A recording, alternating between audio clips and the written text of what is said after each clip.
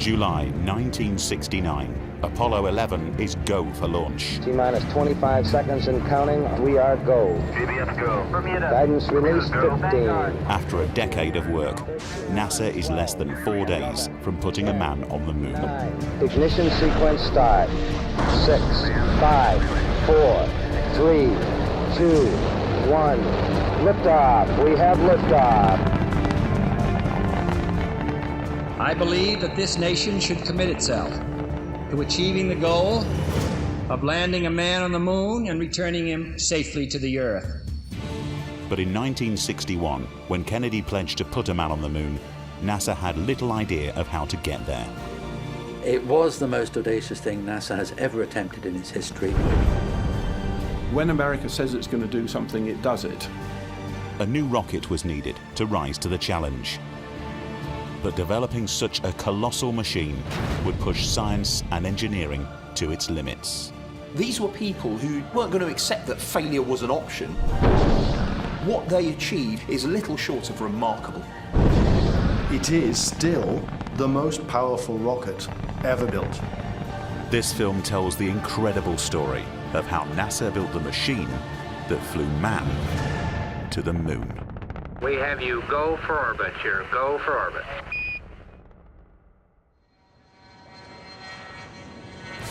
November 1961. NASA pilots test the X-15 rocket plane. Here to go. Launch. Your angle looks good, Bob. Speeding to Mach 6, NASA reaches out for the edge of space. Got 12.6. Still good. Fantastic up here.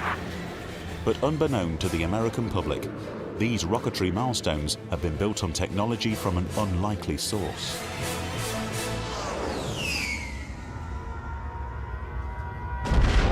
(1940). World War II rages as London burns under relentless aerial bombardment. But deep within Nazi Germany, Hitler's plans for a new long-range superweapon are being hatched.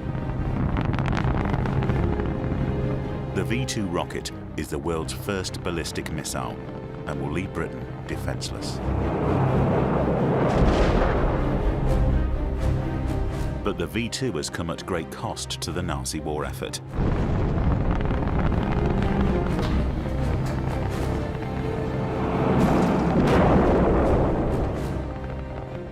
However, these early lessons in rocketry will mark the surprising first steps towards manned spaceflight. And the mastermind behind the V-2 rocket, scientist Wernher von Braun, will later become an unlikely giant of the American space program. At the end of the war, US agents capture over 100 German scientists, including von Braun, and recruit them to develop weapons for the US Army. The story of von Braun's arrival in the States dates back much further than that. It was very clear that the Allies were winning the war. They had to decide who they should surrender to. They were too concerned about the treatment that they would get from the Russians, and that left the United States. Von Braun and his team were shipped over to the States in September 1945, along with 15 tons of paperwork and more than 100 V-2 rockets. On arrival in America, von Braun continues to develop the V-2 rocket for the US Army, working on the rockets captured from Nazi Germany. Von Braun and his team were clearly interested in pushing the technology forwards, improving the performance of the V-2, refining some of the systems that controlled the flight. Eventually, they started flying two-stage rockets, where the V-2 was the first stage and they had an additional booster as the second stage. With this small young missile called the Whack Corporal, fresh out of Pasadena, California, the V-2 Whack Corporal combination marked for the first time the blending in action of American and German rocket brains, a combination that was destined to have its rendezvous with history.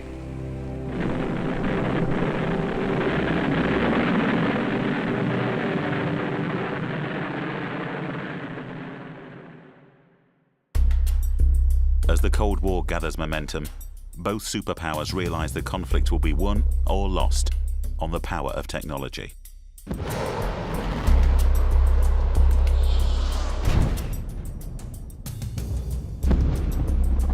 With missiles reaching higher and higher altitudes, it becomes clear that the ultimate symbol of superiority will be the conquest of space. The space race was essentially an arms race, but rather than using weapons of war, it was about the development of space technology. This battle between two competing superpowers, communism, capitalism, the United States and the Soviet Union. And what better stage could there be for you to convince the rest of the world that your system was superior than the stage of space exploration? Supremacy in space was vital. It said to the world, we have the technological superiority over our rivals. And this is why it came as such a shock to the United States when the Russians launched the first artificial satellite to orbit the Earth.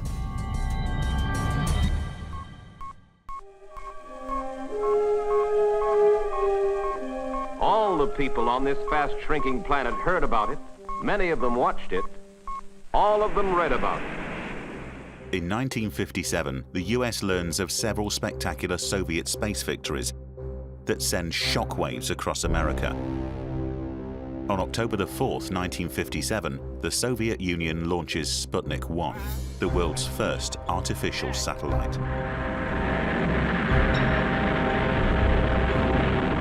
Sputnik really put the United States into crisis. It was a global event. The Americans were absolutely shocked that a dictatorship suddenly beats them to the first hurdle, which was to put the first object into orbit around the Earth. Every day it was orbiting the Earth 16 times, and every day it was passing over American territory. There was nothing they could do about it, and that's why it had such a powerful effect on their psyche. On November 3rd, 1957, the Earth's second artificial satellite went into orbit. 1 month later, America suffers further humiliation as Sputnik 2 carries life into orbit. A dog named Laika. This hasn't got a primitive radio transmitter inside. This has got a living, complex organism on board, Laika the dog. It was a massive leap in the eyes of the public and technologically as well.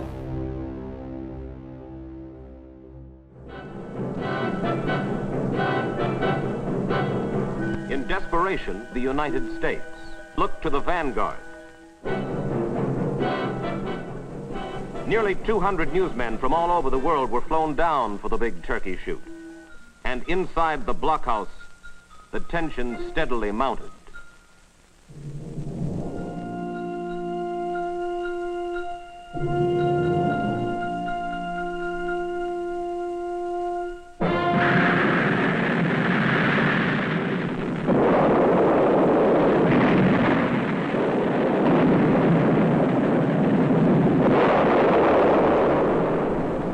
America's prestige had never been lower than at this moment, December 6, 1957.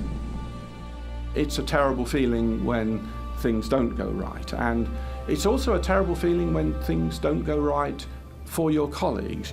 You feel dreadfully for other engineers. As people were basking in the awe over Sputnik, this was called Flopnik, because of course it got nowhere. It was at that point the American Army, with Wernher von Braun, were unleashed to launch a satellite within 60 days. And von Braun and his Army team launched the first American satellite on the 31st of January, 1958. Pressurized missile power, ignition, maintain, lift off.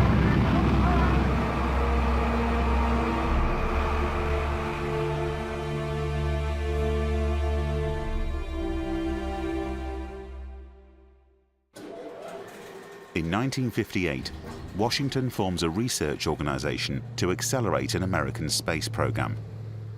NASA is born. Von Braun was enveloped within this expanding NASA organization that hoovered up all of those different departments of Air Force, Army, and civilian activities to create the infrastructure that could mobilize major programs. Von Braun and his men immediately begin work on a heavy lift vehicle that they believe will give America the lead in the space race.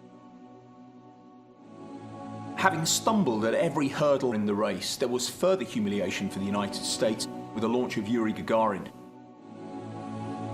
He was the first human being to orbit the Earth, and that's all he did. One complete orbit and then lands successfully. I say that's all he did, but we need to remember, of course, that every second he was traveling 5 miles. And he landed as a global hero. He was feted by the Soviet Union as a triumph of what was possible under a communist society. It really put a lot of pressure on the White House. How could you have let our country fall behind so badly? How could it be possible that the Russians could launch an artificial satellite and then secondly launch a human being? So the Americans felt this very, very deeply indeed. Kennedy said at the time, we're going to have to take more hits before we pull ahead. And that was the view, simply head down, focus, keep going. 1 month later, the United States responds with Project Mercury and launches astronaut Alan Shepard to become America's first man in space. Your attention, please. On my mark, T-minus 15 minutes. T-minus 15 minutes and counting.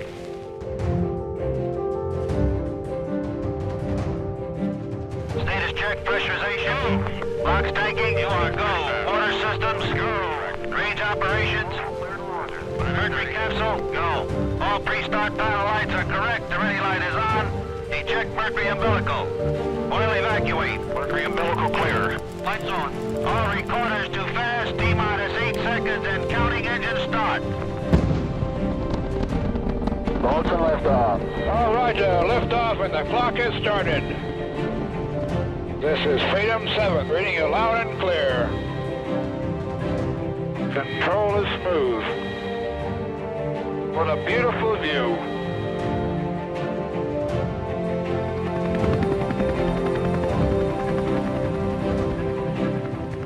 Although Shepard's flight is a success, President Kennedy believes America must now show the world they can supersede all Soviet achievements. President Kennedy begins a tour of 4 space installations at Huntsville, Alabama, where he is greeted by Dr. Werner von Braun, space pioneer and director of this research and development center. I believe that this nation should commit itself to achieving the goal, before this decade is out, of landing a man on the moon and returning him safely to the Earth. No single space project in this period will be more impressive to mankind or more important for the long-range exploration of space, and none will be so difficult or expensive to accomplish. Godspeed, John Glenn. Roger, 0G, and I feel fine. Oh, that view is tremendous. Kennedy's pledge will inspire the American people, calm hysteria, and unite an army of engineers to take up his challenge.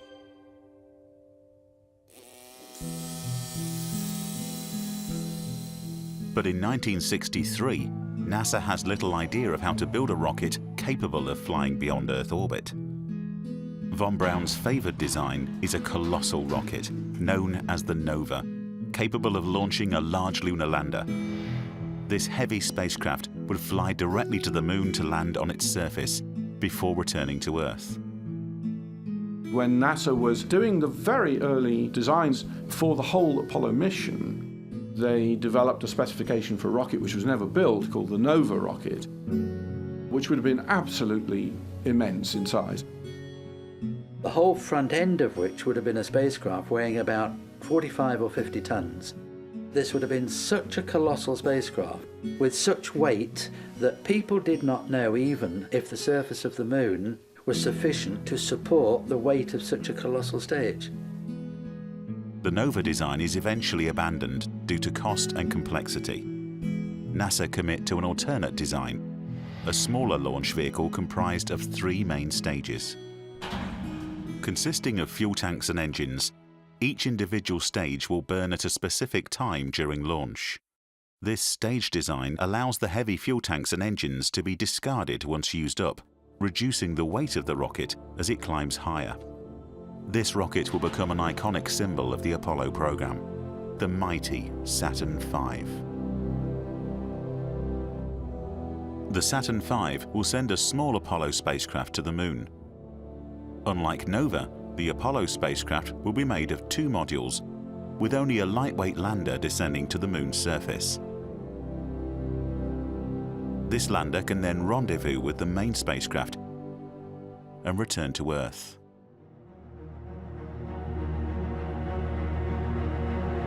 But before building the Saturn V, NASA must expand their understanding of multi-stage rockets. Work begins immediately on the Saturn I, a smaller test vehicle needed for trialing stage designs.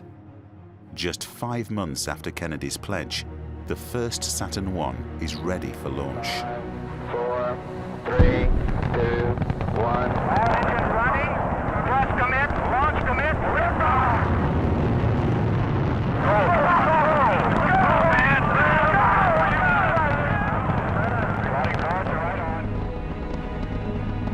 Over the next 4 years, NASA successfully launches a total of 10 Saturn I rockets, helping perfect the liquid fuel dynamics and multi-stage designs needed for the larger Saturn V.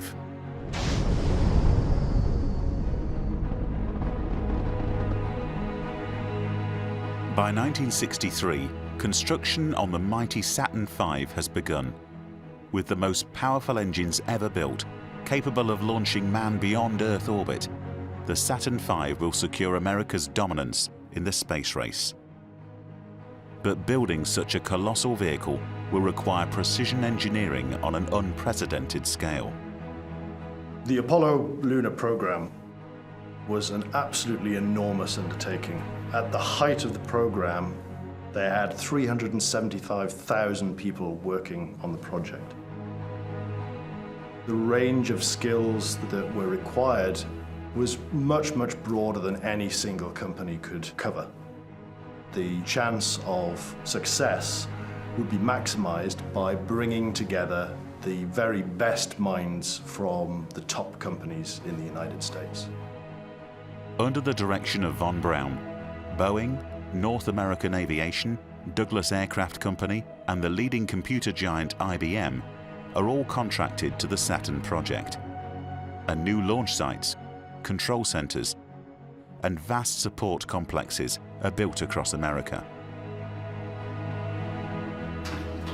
The first stage of the Saturn V consists of 2 main components: the fuel tanks and the giant F1 engines. The 42-meter-high first stage will be the largest section of the Saturn V, with most of its mass being made up of rocket fuel. 2 tanks will hold kerosene and liquid oxygen for 5 F1 engines. Many people forget about the fuel tanks, but you must remember the challenges. The coldest temperature on the Earth normally, it's about -88 centigrade in Antarctica. We have to go well below those temperatures for the fuel tanks to work efficiently. Oxygen has to be cooled down massively until it becomes a liquid to have the amounts of oxygen we need to get the Saturn V into orbit. So first of all, your fuel tanks have to function as some of the best cryogenic thermos flasks in the world. But you can't make them so heavy that you're never going to get it off the ground. So when you consider all of these challenges, it really was pushing science to its very limits. The 5 F1 engines will do the heavy lifting, pushing the 3,000-ton vehicle to over 8,000 kilometers per hour. When you think about the Saturn V, the mind boggles. But it wasn't going to go anywhere unless it had the right power plant, and this is where the F1 engine came in. Each of its engines could produce more than 620 tons of thrust. The F1 has actually been in development since 1955, but a cluster of 5 engines needed for the first stage will push current technology to its limits. But during testing, a discovery is made that threatens the entire Apollo mission. One of the biggest problems they faced was the issue of combustion instability. The individual motors burn 3 tons of fuel a second. Imagine 3 tons of fuel just disappearing every second. It's quite extraordinary. The flow of that amount of fuel into a cauldron of burning gas is a very complex physical process. The cause lies deep within the engine. Inconsistent fuel flow increases thrust, raising pressure and restricting the fuel supply, which in turn reduces thrust. The decreased pressure now causes a surge of fuel, again boosting the engine. The cycle continues with fatal consequences. They were actually getting a thrust flame which was streaking around the inside of the combustion chamber, faster and faster and faster. This is leading to massive instabilities that engine after engine were failing after just a few seconds. And believe me, when an engine of the power of the F1 fails, it does so spectacularly and catastrophically.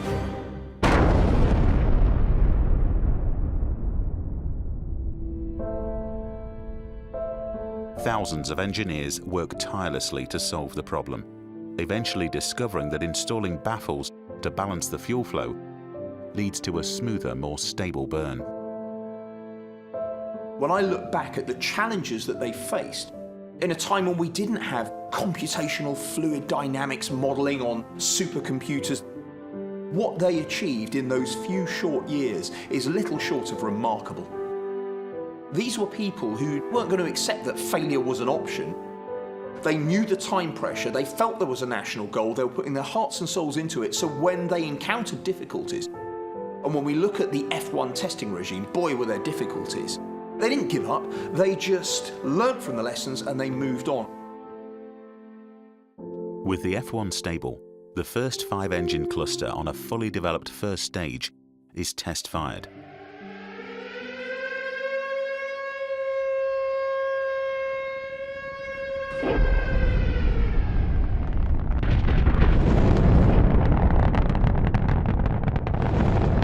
Collectively, the 5 engines now produce an astounding 7.5 million pounds of thrust, meeting von Braun's original specifications.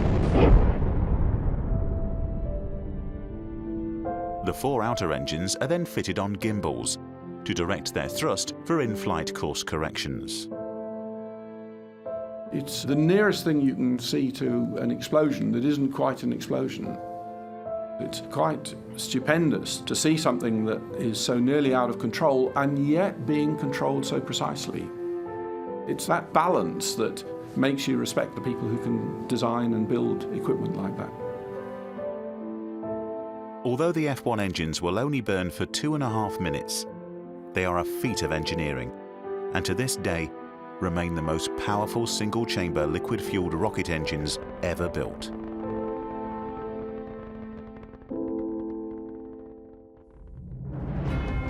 In parallel to the development of the first stage, work has begun on building the Apollo spacecraft that will fly the astronauts to the moon and back.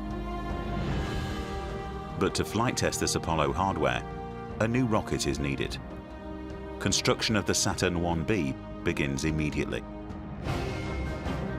With a new, more powerful second stage, this vehicle will launch a manned Apollo spacecraft into orbit for flight testing.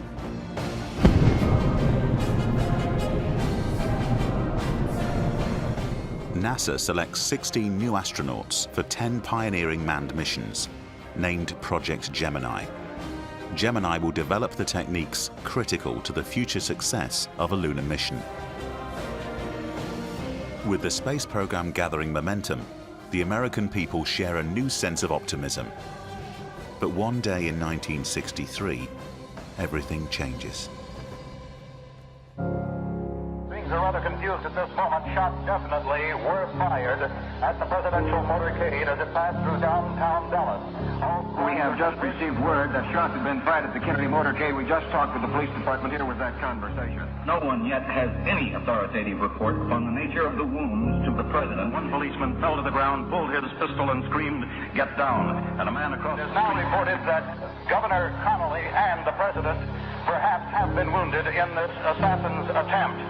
It is an unofficial report that both the president and Governor Connolly were wounded in this shooting event. Ladies and gentlemen, the president is dead. at Parkland Hospital in Dallas.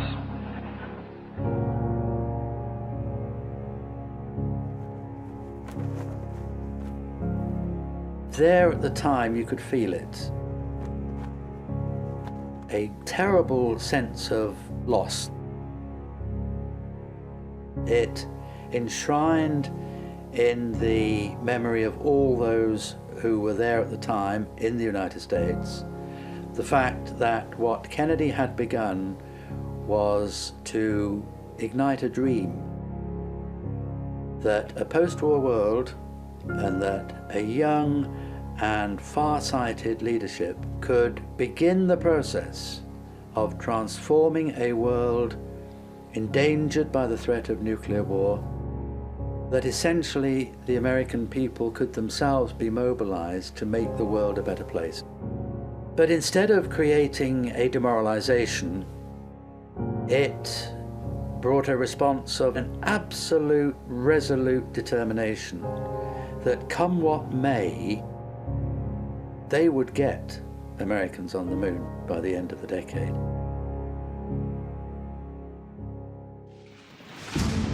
NASA defiantly presses on with Project Gemini.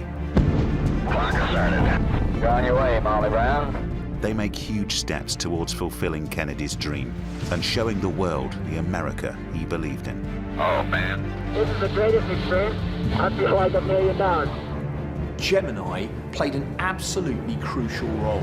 10 manned Gemini missions had to prove all of the technologies that were going to be essential if Project Apollo was going to meet its challenge of landing on the moon. Staring right down the old line. How do you get two spacecraft orbiting the Earth at 5 miles a second to rendezvous and achieve a docking? Roger, how do it look? It looks great. Would a human being be able to survive 14 days in what we call the microgravity environment? How does it feel for the United States to be the new record holder? At last, huh? Roger. Congratulations. Longer flight durations, docking maneuvers, and spacewalks are all practiced and perfected by the Gemini crews for the forthcoming Apollo program.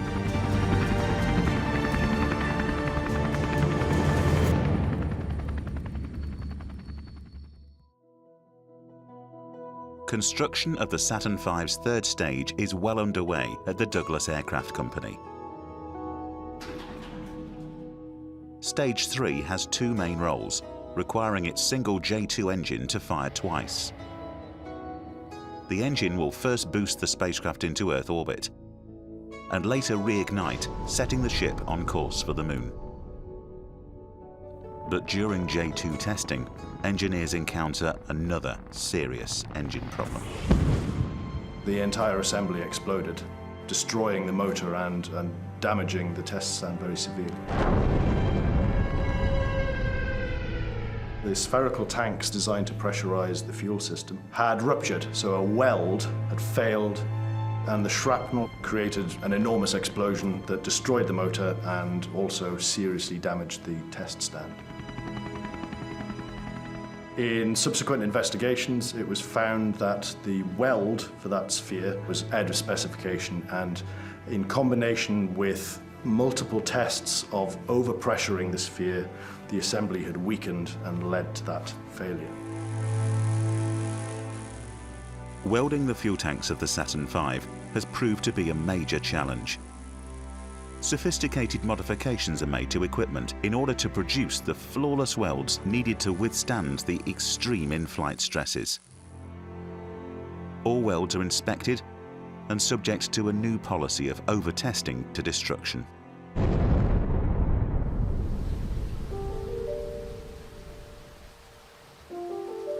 The big secret with the engineering on the Saturn V lay in the experience of the German rocket pioneers.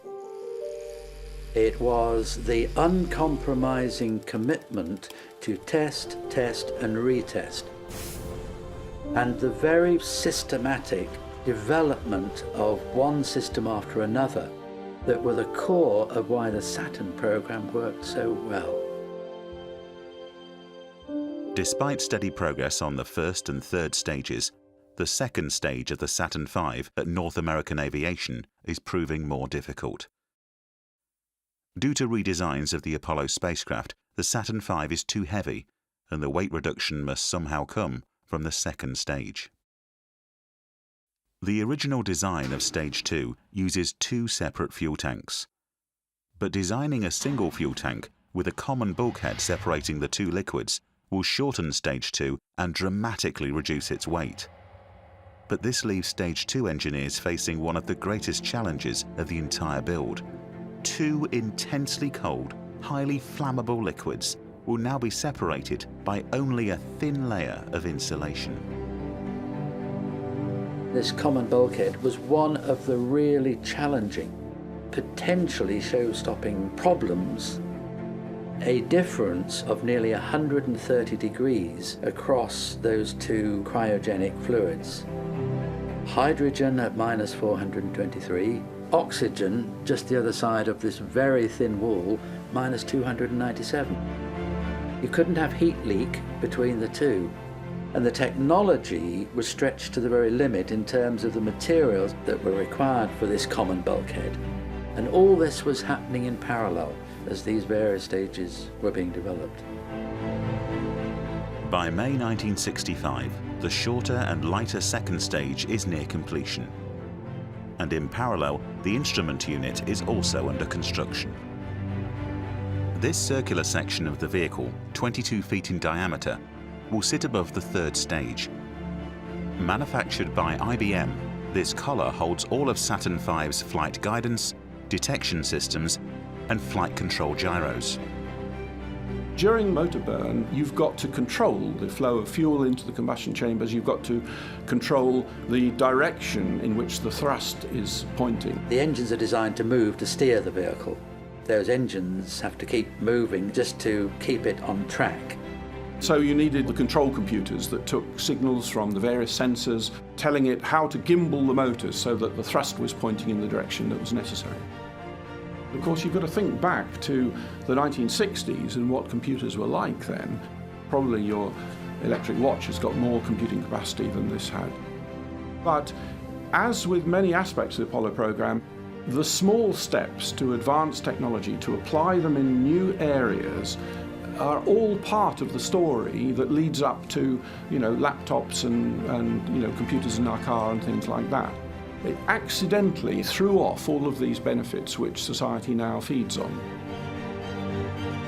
Meanwhile, the Lockheed Propulsion Company has designed and built the launch escape system.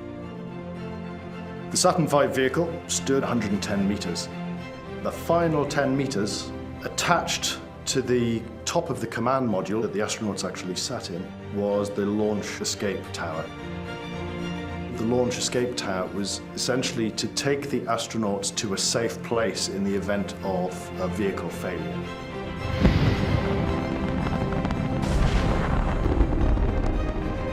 The rocket motor would pull the command module containing the astronauts away from the rocket, and it would divert them out towards the sea. And the command module would come down into the water under its parachutes. With the astronauts out of harm's way, they can be recovered by the US Navy.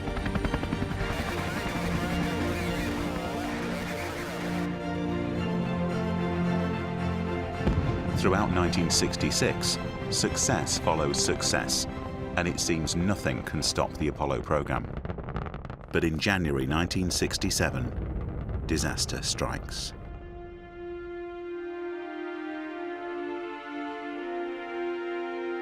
Astronauts Gus Grissom, Ed White, and Roger Chaffee board a Saturn 1B for a routine static launch test. Once locked inside the capsule, a fire breaks out. In the pure oxygen environment, the fire flashes through the spacecraft, killing the trapped astronauts in seconds. The Apollo fire was a shock. The expectation was that we would have difficulties and problems. There was no realization that within the design of the spacecraft itself, lay deeply embedded serious engineering design flaws. And so the shock was a deeply incisive and damaging, to a great extent, impact on morale. Gus Grissom himself said, "We expect to lose people in this business," and he said it must not stop if lives are lost. Sadly, he was one of those whose life was lost. But there was a sense that just as the death of Kennedy had deepened the resolve to fulfill his commitment, so too were the loss of these 3 lives not going to reduce in any way the effort and the determination and the resolution to press on and get on the moon by the end of the decade. The Apollo program is delayed, while NASA engineers apply new fire safety measures. But with the end of the decade looming, NASA bypasses its reliable incremental testing strategy and proceeds with a high-risk, all-up flight test. All stages of the vehicle are assembled at the Kennedy Space Center, and the first Saturn V rocket will be launched as Apollo 4. We are go. 30 seconds and counting. After years of pioneering rocket design and engineering, NASA's first $135 million Saturn V is ready for liftoff. Okay, all flight controllers, let's play it cool.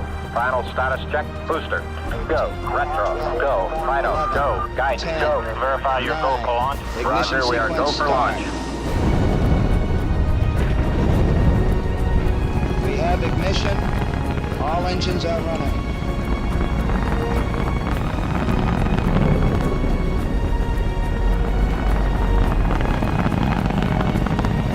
We have liftoff. We have liftoff at 7 a.m. Eastern Standard Time. It was the most remarkable scene.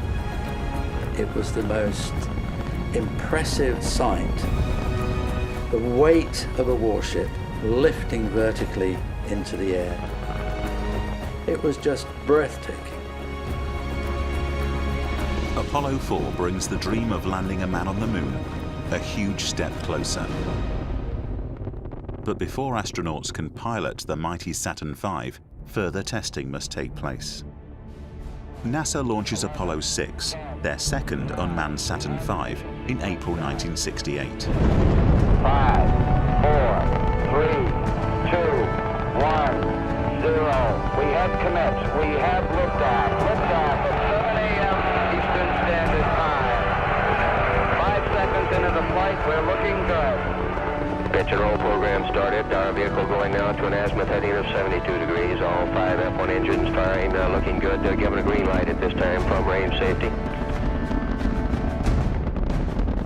NASA expects another perfect flight, but shortly after launch, the Saturn V starts shaking violently.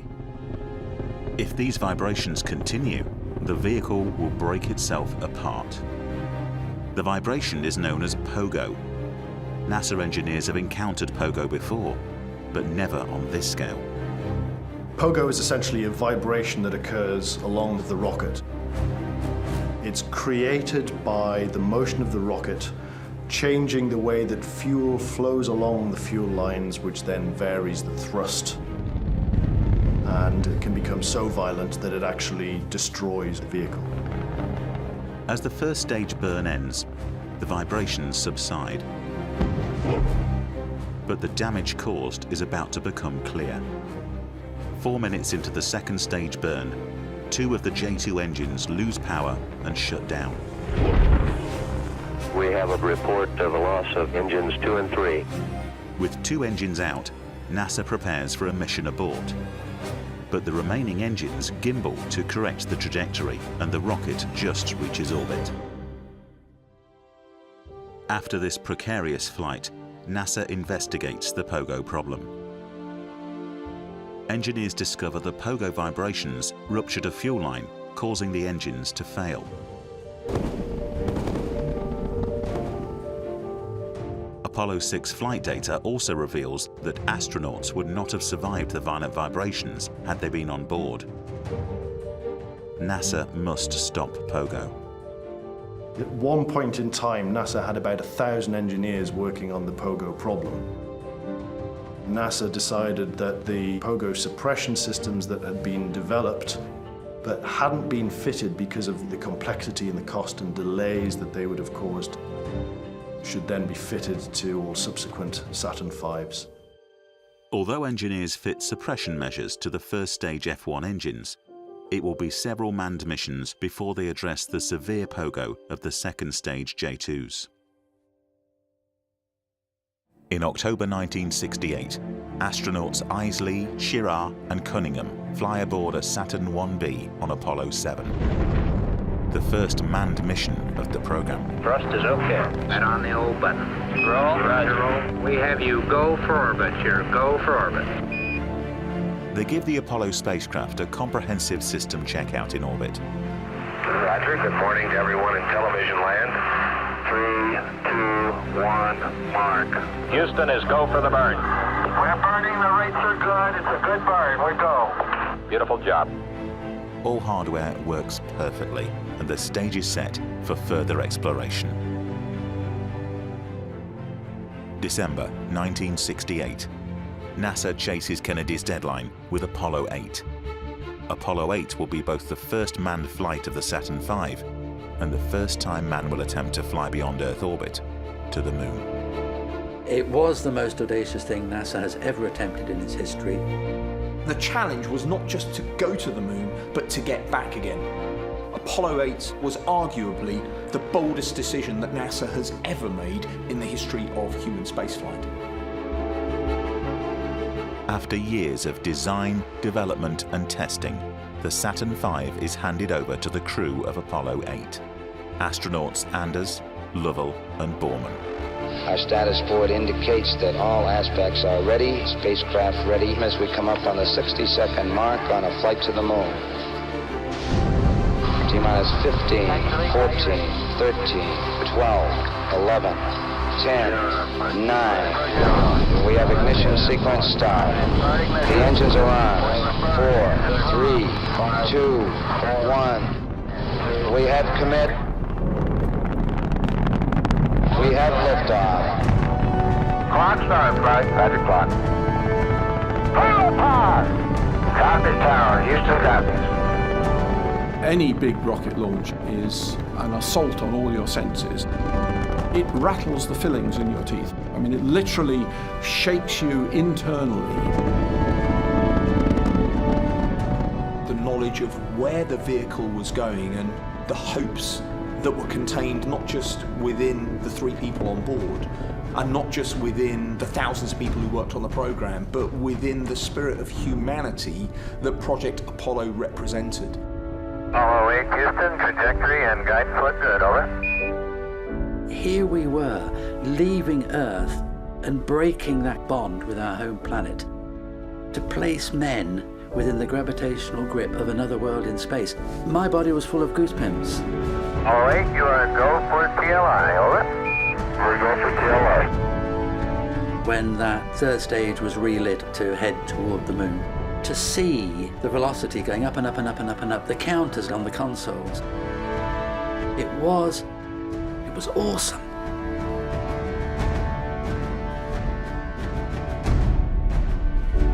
I think the Apollo 8 crew saw our home planet from a perspective that people have dreamt about for thousands of years. They were the first human beings to be able to blot out every aspect of human history, everyone they loved, everyone they dreamt about, all of their successes, all of their failures, just to blot it out with a thumb. It's the first time that the Earth was seen not as the place that we live, but as a planet floating in a black sky, seemingly insignificant among the vastness of the stars. Apollo 8 successfully orbits the moon 10 times, and on Christmas Eve 1968 makes a historic television broadcast to the world. For all the people back on Earth, the crew of Apollo 8 has a message that we would like to send to you. In the beginning, God created the heaven and the earth. And the earth without form and void, and darkness was upon the face of the deep. And God said, "Let there be light," and there was light. When I hear the reading of the passages from Genesis, it makes the hairs on the back of my neck stand up, and that's 40 years later. I think Apollo 8 is certainly a contender for the proudest moment of the Saturn V. And from the crew of Apollo 8, we close with good night, good luck, a Merry Christmas, and God bless all of you on the good earth.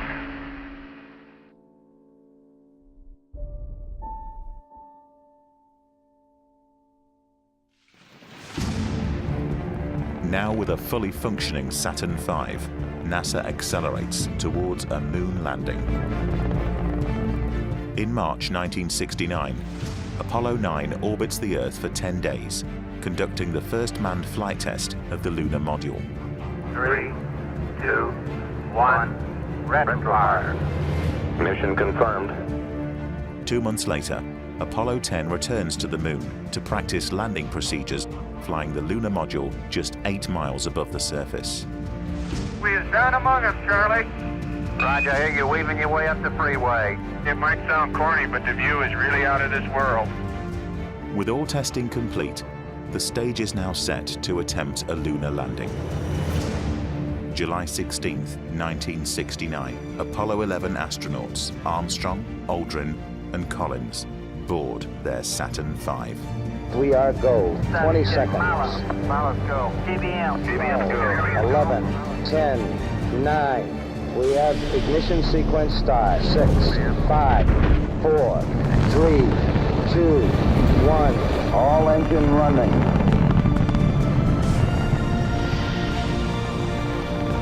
Liftoff. We have a liftoff.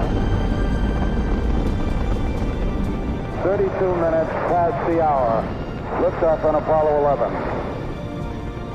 4 days later, Neil Armstrong sets foot on the moon, realizing Kennedy's dream and securing America's superiority in the space race. That's one small step for man, one giant leap for mankind.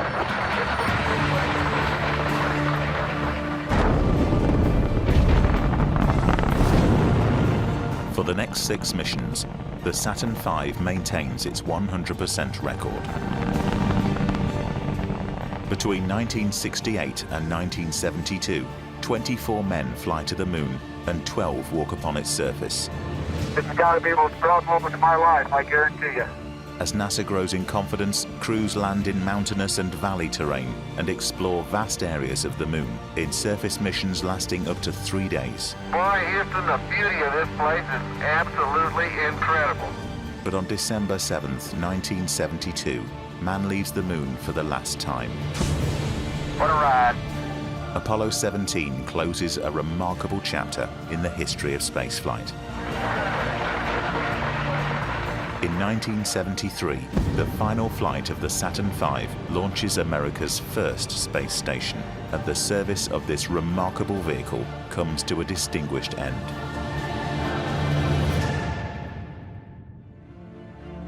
The legacy of the Saturn V is the number of scientists and engineers and teachers who were inspired by the sight of that magnificent, outrageous rocket standing on the launch pad. I'm one of that generation that are referred to as the children of Apollo. It drove my interest in science and maths for as long as I can remember. Saturn V was a totally remarkable vehicle. You just didn't question it. It was a pinnacle of engineering and a pinnacle of man's defiance of the laws of nature, almost. You know, I can do what I want, get out of the way. It is still the most powerful rocket ever launched from the surface of the Earth.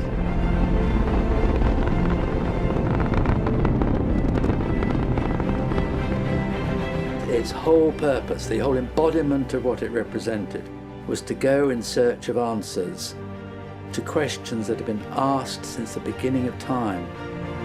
What we are, what is out there, What is that moon? What is it like to walk upon it? The Saturn V showed us that we could do it. It's about time we did it again. When people imagine the moon landings, I think you see an astronaut standing on the surface of the moon, and you also see that amazing rocket leaving the launch pad. This generation does not intend to founder in the backwash of the coming age of space. We mean to be a part of it. We mean to lead it. And I can feel the hairs on the back of my neck stand up. All engines running. Launch commit. Launch commit. Liftoff. We have liftoff. We have liftoff at 7 a.m. Eastern Standard Time. The tower has been cleared. But really, beyond all that, it stimulated dedicated workmen to shed tears when they saw that thing rise. The fulfillment and the culmination of their dreams carried forward into the cosmos by such an extraordinary vehicle. We'd like to give a special thanks to all those Americans who built those spacecraft, who did the construction, design, the test, and put their heart and all their abilities into those crafts. To those people, tonight we give a special thank you. God bless you. Good night from Apollo 11. The Saturn V remains the most powerful vehicle ever built and will always be considered one of mankind's greatest technological achievements.